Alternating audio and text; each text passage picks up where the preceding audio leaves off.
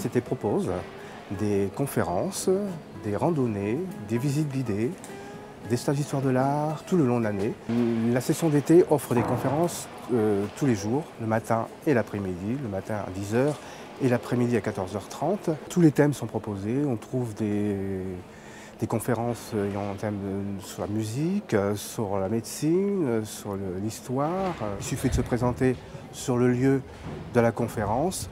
Les conférences de l'été ont lieu à l'amphithéâtre Phare-à-Bœuf qui se trouve à l'école de médecine, métro Odéon. C'est la 3e ou 4e année que je travaille comme ça l'été. Moi, c'est un public que j'aime beaucoup. Voilà, parce que généralement, ce sont des personnes d'abord qui sont intéressées, qui sont motivées. Lorsqu'elles viennent à un cours, une conférence, il y a cette attente derrière.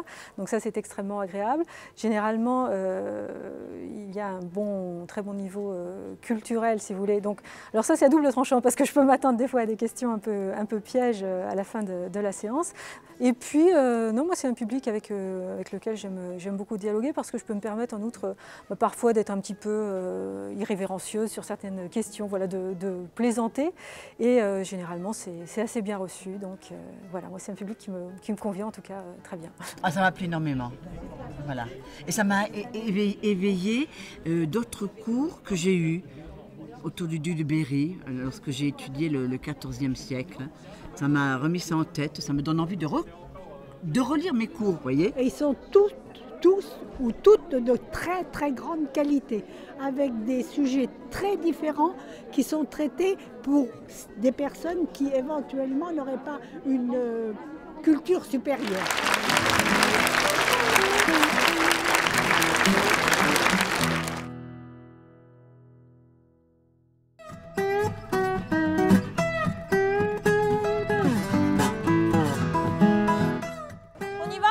Par là.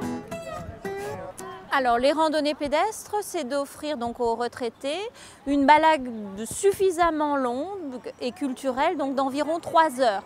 On fait une petite pause quand même au milieu, donc c'est en matinée principalement et sur des thèmes différents. On parcourt donc Paris. Moi je suis surtout intéressée par la vie quotidienne, c'est vraiment ce qui me touche le plus et c'est ce qui touche en plus les gens plus facilement, c'est ce dont ils se rappellent. Tout est parti, tout le mobilier, rien n'est resté. La technique moderne vous permet de montrer des vidéos, d'écouter aussi des morceaux de musique, donc ça, ça donne un côté plus vivant à cette visite, c'est clair, et ça permet de montrer un plus grand nombre d'images par rapport à un dossier classique.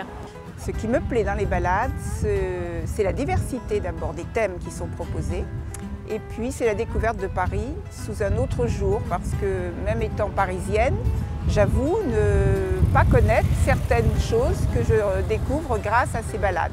Le Chabanais, par exemple, pour eux, c'était le lieu officiel. Certains retraités n'ont pas eu le temps parce qu'ils ont travaillé de découvrir Paris, donc c'est pour eux vraiment une découverte. Donc on essaye d'expliquer les bases un petit peu. Et vous avez un public très averti qui connaît très bien Paris, qui a beaucoup fréquenté les visites guidées, donc qui connaissent très très bien. Et ça, par un système de questions, on arrive à approfondir certains sujets. Donc voilà, le niveau est variable, mais j'essaye de commencer par le plus simple. Il y a toujours une très bonne ambiance.